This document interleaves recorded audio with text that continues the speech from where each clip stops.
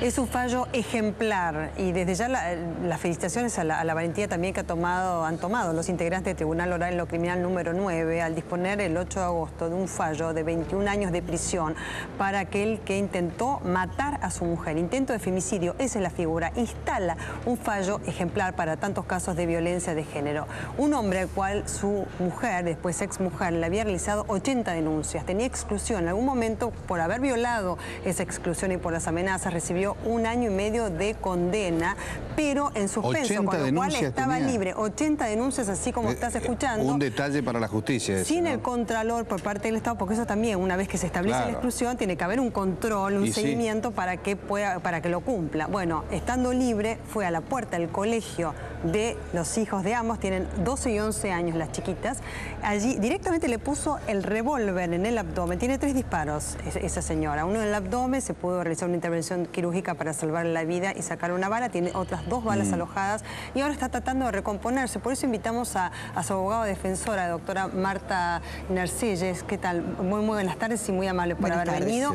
Y Corina, la verdad, la valentía que ha tenido, además también de hacer la denuncia, de hacer las declaraciones ante los medios, ¿no? Porque hay que poner la cara frente a esto. Bueno, yo creo que cuando la escuché declarar en el tribunal sentí vergüenza ajena, porque ella nos manifiesta que después de muchos años de haber soportado los agravios, las hostilidades, es decir, todo el proceso que sufren en general las víctimas de violencia de género, que primero es el aislamiento, después es el hacerte perder el valor sobre vos misma, la autoestima, hasta creerte que sos merecedora de esos agravios y de esos insultos.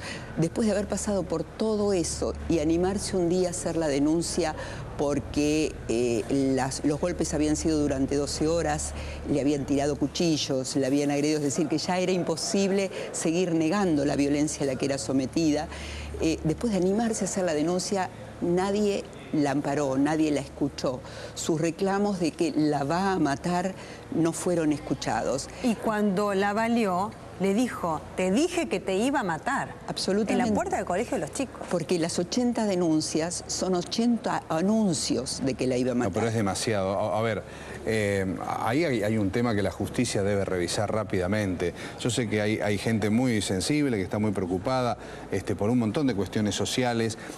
Me parece que va a ser un caso ejemplificador, que puede sentar jurisprudencia. No puede seguir ocurriendo lo mismo. No puede una mujer tener que... No es un tema solo de la justicia. Nadie, ¿no? Digo, no una mujer en este caso, porque estamos hablando de violencia de género, pero no se puede ir 80 veces a la justicia para que te escuchen. No se puede. Esto va a cambiar un poco la historia. Pero ¿no? yo lo que decía que no es solo un tema de la justicia. Es decir, cuando llega la justicia ya ha transcurrido un montón de momentos de peligro, de incertidumbre, de angustia. Es decir, nosotros tenemos todas las leyes necesarias. No hace falta modificar absolutamente nada para que la mujer pueda ser protegida. ¿Y entonces por qué se tardó Porque tanto? Las leyes, como muchas veces ocurre, han sido para calmar la angustia del que padece y para hacernos ver desde el lugar de lo político que se están ocupando del tema, pero no se están ocupando. No se están ocupando porque la parte operativa no está funcionando. Pero no me queda claro entonces, ¿en este caso hay que cambiar la ley o no hay que cambiarla? No hay que cambiar absolutamente nada, lo que hay que hacerlas es operativas. Implementarlas. Es que esas leyes se conviertan en realidad, que se cumplan. Como pasa con muchos otros temas. ¿Y acá quién no cumplió la ley para que se llegue a 80? Es un número, uno dice 80. ¿Usted se imagina ante una situación adversa tener que ir 80 veces a la justicia? ¿Por qué? ¿Qué pasó acá? No cumplieron los preventores, muchas veces ni siquiera hay 80 denuncias realizadas y en muchos casos no le quisieron tomar la denuncia. Porque había muchas amenazas psicológicas, es bastante difícil la comprobación de amenazas psicológicas. En otros casos la había golpeado, lo que vos decías de los cuchillos, la ponía contra la pared y le arrojaba cuchillos. Y en ese caso la policía viene, la retira de su hogar con un pantalón absolutamente tajeado por los cuchillazos que le había tirado, con la cabeza 3 veces la dimensión normal de su cabeza. La retiran de la casa ante la insistencia de una amiga, porque la policía toca timbre y como no contestan se va, sabiendo que hay una mujer en peligro adentro. Cuando al fin la retiran, dejan a las 2 chiquitas adentro de la casa. Es decir, dicen que no se pueden comunicar con el juez para poderlas retirar. y aceptan que las chicas digan que está todo bien. ¿Cómo va a estar todo bien si vieron 12 horas golpear a su madre? Si había un cuchillo clavado en las camas de las niñas para que no hablaran y para que no dijeran. Ni siquiera se molestaron en ingresar para ver cuál había sido la cantidad de violencia que esas niñas habían visto y las dejaron toda la noche. Corina recién las pudo ir a retirar a la mañana siguiente. O sea que es todo el sistema lo que no funciona. Sí, y yo también que quiero contarle a la gente, a las mujeres también que están en su casa, que yo se lo decía a Adrián antes de esta entrevista, yo tuve la oportunidad de entrevistarla a Corina, es una mujer con una voz grave, fuerte, es profesional, no se crean que aquella mujer... Sí, es independiente económicamente, tan independiente que mantenía también a su marido. Es así, ella me contó que él no trabajaba y ella mantenía toda la casa, con todos los reclamos a ver si ella traía o no traía tal o cual cosa, ¿no es cierto?, los pesos. Pero quiero decir, una mujer profesional, diseñadora gráfica, que gracias a esa independencia pudo salir adelante, pero no se crean que era una mujer desvalida, sin estudios. O sea, este tema de la violencia de género le cabe a todos los estratos socioeconómicos y culturales. Claro. Lo que no nos damos cuenta es que la violencia es un proceso continuo, que empieza un día con un insulto, con un agravio, y que ese día y esa palabra que nos dirigen de mala manera es nada más que el prólogo de un libro que se va a seguir escribiendo hasta llegar al golpe físico. Y a veces el golpe físico es una liberación, como le sucedió a Corina, porque es el que ya no la deja seguir mirando para otro lado, el que ya le dice, esto es violencia y tenés que hacerte cargo de ella. Usted nos manifestaba cuando nos saludábamos que este es un caso que la sentencia de este caso puede ser ejemplificadora, puede sentar jurisprudencia. ¿Cuál es el análisis que hace de esto? Bueno, no solamente por el monto, por la cantidad de años que dieron, pese a ser una tentativa de homicidio. 21 años, recordemos. Y sí, y no son cónyuges, que es una de las causales de agravación, con lo cual realmente la pena ha sido importante, porque han considerado que se trata de un caso de violencia de género y han considerado todas las causales de agravación, desde la conducta desplegada por ante el tribunal, en donde en una forma absolutamente paranoica le echaba la culpa a ella de todo lo que había sucedido, negaba los hechos evidentes frente al tribunal, como que él nunca había quebrado la prohibición de acercarse, cuando de las 80 por lo menos 40 denuncias se refieren a ese quebrantamiento de la prohibición. Es decir, y además había incluso escrito en su computadora la sentencia de muerte de Corina.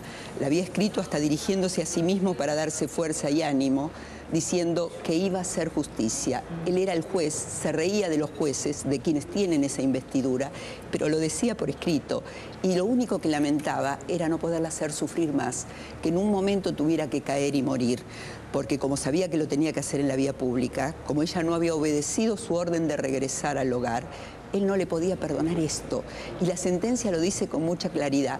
La causa que determina que Güeve dispare contra Corina en la puerta del colegio no es ninguna de esas elaboraciones que él arma para justificar el agravio, sino que la causa es que ella había intentado salir de su dominio, que había intentado dejar de ser esa cosa en la que él la quiso convertir y había vuelto a ser la persona que pone más loco, ¿no? Claro. Cuando uno quiere salir del dominio, ¿no?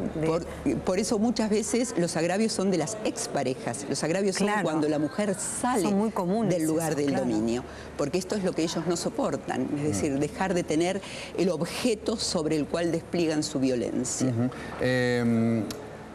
¿Y los chicos? Porque tienen dos chicos. ¿Cuántos años estuvieron juntos? Bueno, 14, 15 años aproximadamente. Una de las chicas hoy tiene 12 años. ¿Este hombre siempre fue así? ¿Qué manifiesta? Bueno, como suele ocurrir casi siempre, la violencia verá increciendo, es decir, comienza con destrato, comienza con aislamiento y cada vez es más violenta hasta que llegan a episodios terribles como es la tentativa de homicidio. ¿Y cómo están los chiquitos? Porque más allá de la justicia, que se me ocurre que hay algo que ya no se puede subsanar. Primero, que es un milagro que la mujer esté viva, con tres tiros. Y no sabés lo entera que está, física y psicológicamente. Que yo la verdad le dije, si yo te hubiese conocido en otra ocasión, que no fuese esta que es tu testimonio, que por otra parte me parece de una valentía tremenda que lo cuentes, nunca hubiese dicho que vos eras una mujer víctima de violencia de género. Por la personalidad que tiene. Claro, y ella, a sus hijas evidentemente las han parado mucho, porque en un momento cuando ella decide separarse, esa independencia económica le permite irse del hogar conyugal y dejarlo a él en esa casa y partir con sus hijas, ¿no? Ahora, a propósito de las hijas, ¿no? Que lo que quedó pendiente, bueno, las ¿cómo chicas están? no solamente observaron la violencia, sino que muchas veces eran las que mediaban en esa violencia. Le pedían a la madre que se fuera, porque cuando ella se iba, disminuía la tensión. Esas hijas, bueno, les contaba recién, vieron cómo él les clavaba un cuchillo para que hicieran lo que él decía que hiciera. A esas hijas, él también las refiere en el juicio, diciendo que no lo llamaban papá. ¿Cómo no lo iban a llamar papá? ¿Cómo no iban a querer verlo? Y uno se asombra porque si escucha lo que en la Cámara Gesell le habían dicho en el juicio anterior, ellas manifiestan que las trataba como mucamas, que no querían que fuera su papá, que no sabían cómo hacer para que ese papá no fuera el de ellas. Bueno, solo tratamiento, tratamiento, amor, amor. Es decir, es la única forma en que pueden salir de estas cicatrices que ya tienen en su cara. Están viviendo junto con su mamá, están bien ahora dentro de todo. Y no quieren hablar del tema, no quieren acordarse que esto sucedió, lo quieren borrar, pero están con tratamiento y con todo el amor que Corina les da. Qué importante lo que dijo, el amor cura, ¿no? Y el amor también de Corina que va a tener que tener para perdonar y para cicatrizar, que es muy difícil, pero es un trabajo interno que va a tener que hacer. Ya por lo menos la justicia humana ha fallado a su favor, y esto es muy importante. Los 21 años de condena de este tribunal ahora en lo criminal número 9 servirán para que muchas mujeres se animen a hacer la denuncia. Y también cuando no se cumpla un seguimiento respecto a restricciones de su pareja o expareja, también se animen a denunciar eso, porque hay que denunciarlo. Doctora, gracias. No, al contrario, gracias. Y un beso enorme a Corina. ¿Cómo no? Muy bien. Vamos a hacer una pausa y seguimos con el último tramo de nuestro segmento.